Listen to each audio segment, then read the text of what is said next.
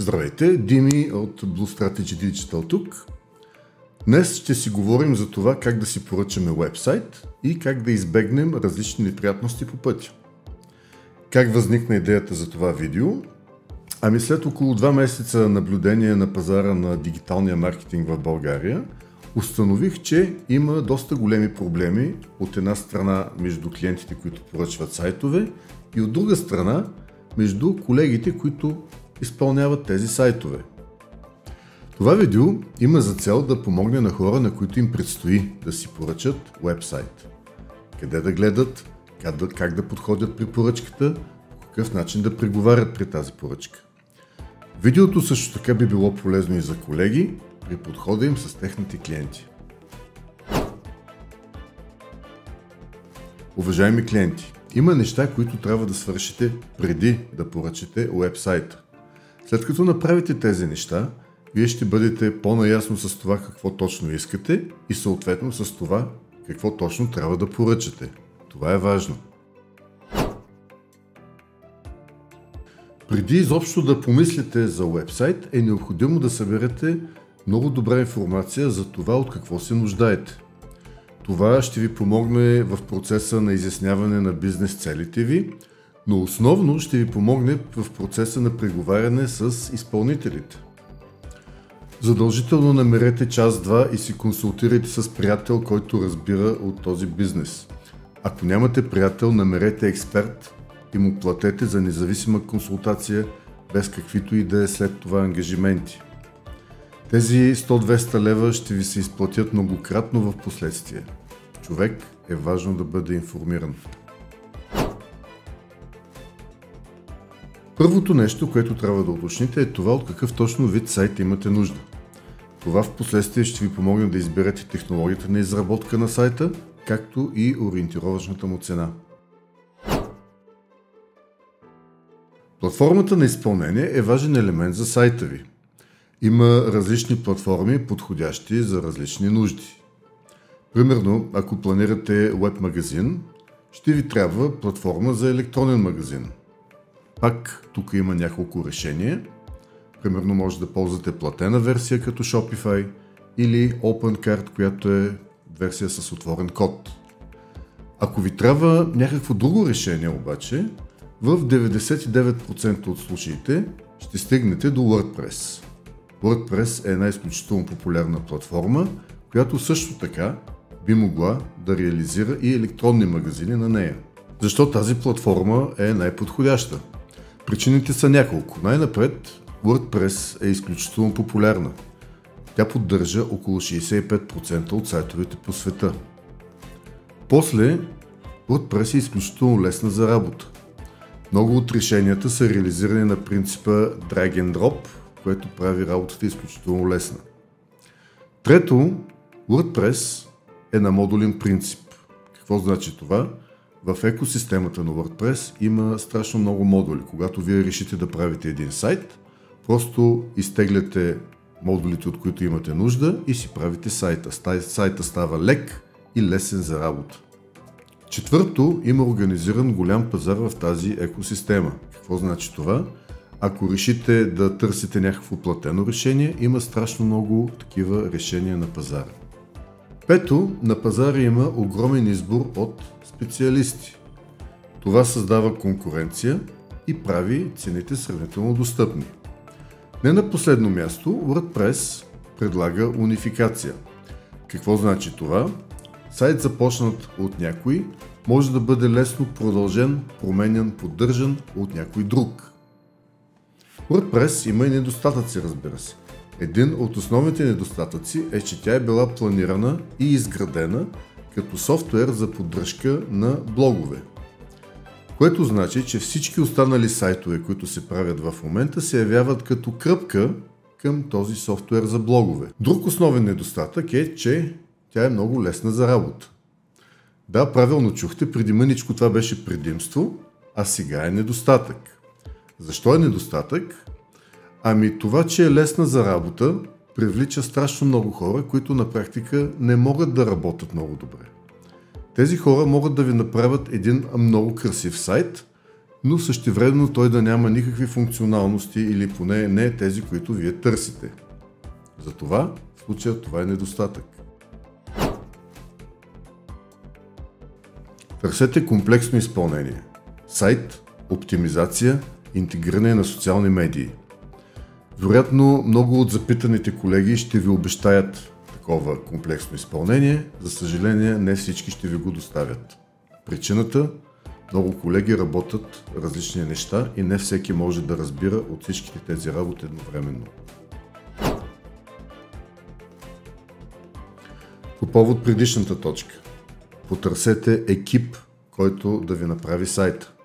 Не всеки разбира от всичко, затова в екипа е хубаво да има графичен дизайнер, който да направи нещата красиви, да има програмист, който да си погрижи сайта да е технически грамотно изпълнен, да има оптимизатор, който да поеме грижата да оптимизира сайта ви и най-важното да има истински бизнес маркетинг специалист в този сайт. Всеки един сайт, който не се базира на стабилна бизнес основа, ще ви създаде страшно много проблеми в последствие. Фрилансър или фирма? Това е големият въпрос. За съжаление, тук правилен отговор няма. Има добри фрилансъри, които ще ви свършат работа. Също така, на пазара има и фрилансъри, които вероятно няма да ви свършат точно така работата, както желаете. Абсолютно същото е положението и с фирмите. Има добри фирми, има и не чак толкова добри фирми на пазара. За проучванията ще говорим след мъничко, но за момента е много важно да запомните следното. Не сключвайте дистанционни договори. Винаги трябва да познавате човека, с когото работите, да си стиснете ръцете, да подпишете един договор заедно, да знаете къде точно работи този човек и къде може да го намерите, ако имате нужда от него.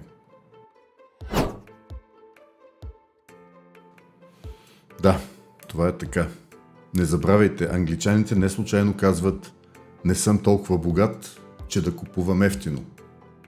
Търсете средни цени. Не най-високите, но в никакъв случай най-ниските. Винаги има някаква причина цената да е ниска. Напоследък забелязвам колеги, които предлагат уеб дизайн с месечна такса за хостинг. Стандартният начин за проектиране на уебсайт е еднократна такса за уеб дизайна и допълнителна такса на хостинг провайдер, която се плаща на годишна база. За мен лично вторият вариант е по-евтин и по-добър. До тук приключихме предварителната подготовка. След като сте събрали достатъчно информация, е време да преминем към съществената част по самото изготвяне на сайта. Това е една доста обемна точка, за съжаление тя е и много важна и трябва да бъде изпълнена много старателно. Трябва да проучите човека или фирмата, с които ще работите. Има много начини това да бъде направено, сега ще ви разкажа за няколко от тях. Най-напред може да отидете на сайта на фирмата и да видите какво пише там. Често там ще видите мнения и отзиви от различни други клиенти за въпросната фирма. Трябва да сте много внимателни с тези отзиви, тъй като отзивите са поставени на сайта на фирмата от самата фирма. Това е медия, която те притежават и могат да поставят каквото поискат. Могат да бъдат лесно манипулирани. По същият начин трябва да бъдете много внимателни с различни онлайн ранкинг системи, като например Google My Business. Много лесно може да поканите няколко приятели, които да напишат по едно прекрасно ревю за вас и всичко ще е окей, вие ще сте най-прекрасните на пазара. Друго, което може да направите, е да проверите разни дребни детайли, които собствениците на сайтовете няма как да контролират. Например, може да проверите датата на регистрация на социалните им медии. Това може да бъде проверено, то е публична информация. Също така, може да проверите датата на регистрация на домейна на сайта им. Това също е публична информация и може да бъде лесно проверена. След което може да сравните тази информация с информацията, която дават самите фирми и сайтове. Ако има някакво разминаване, това е червена лампа. Също така, има различни инструменти, с които може да проверите трафика към един сайт. Това също е важна информация, която може да сравните в последствие с информацията, която дава фирмата по този въпрос. Негативните коментари в Google My Business могат да бъдат изключително ценен източник на информация. Те са писани от хора, които са били афектирани при работата си с въпросната фирма. Тези хора много често описват в големи подробности причините, поради които те са недоволни. Въпреки всичко, трябва да четете с едно на ум въпросните коментари. Друг източник на информация е фирмения блог. Ако има малко статии, ако са нередовни, това е сигнал за внимание. Също така, търсете всякаква друга информация в интернет. Ще се изненадате какви неща може да намерите там. Задължително сключвайте договори с ясни условия и неустойки. Задължително подписвайте техническо задание, което да бъде част от този договор. В техническото задание се намират параметрите на проекта, които трябва да бъдат постигнати.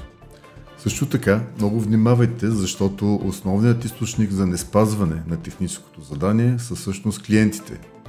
Не може да променяте техническо задание по време на проекта. Ако е възможно, договорете плащане на етапи за свършена работа.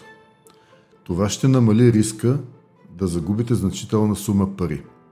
За съжаление, при малки проекти това не е възможно.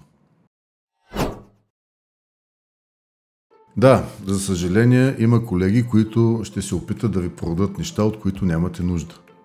Затова е много важно добре да сте изпълнили предварителното проучване и ясно да знаете от какъв точно сайт имате нужда и от какви функционалности.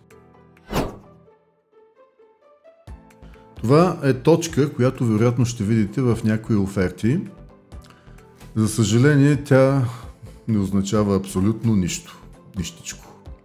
Ако запитате колегите какво точно означава това нещо, вероятно ще получите някакъв размит отговор от сорта на сайта ви е технически подготвен за бъдеща оптимизация в Google. Което на практика пак нищо не значи, защото един сайт или оптимизиран, или не е. Базово SEO просто е красив начин в последствие да ви поискат повече пари. Примерно за пълно SEO, или за SEO втора степен, или за нещо много подобно. За какво споменах това базово SEO тук? Това е за да ви кажа, че трябва да имате много ясна представа за абсолютно всяка точка от договора, който подписвате. Защото много лесно в договора може да има други подобни точки, като това базово SEO, които са на практика празни точки и за които ще ви поискат да платите. Тук мисля да приключим. Има още страшно много неща, които могат да бъдат казани по тази тема, но най-важното вече е постигнато. В момента вие имате вече достатъчно познание, за да сключите един добър за вас договор и също така да се предпазите от злонамерени специалисти в сферата. Още по-важно е, че ако се опитате да следвате точките, за които току-що говорихме, вие ще имате вече много по-ясна представа за това какво точно искате и ще можете да говорите много по-добре с дизайнерите на сайта ви. А като професионалист мога смело да заявя, че е истинско удоволствие да си говоря с хора, които знаят какво искат. Ако това видео ви се е понравило, харесайте го и в YouTube. Подпишете се на канала. Подготвил съм ви още много интересни неща от сферата на дигиталния маркетинг. От мен, бъдете здрави!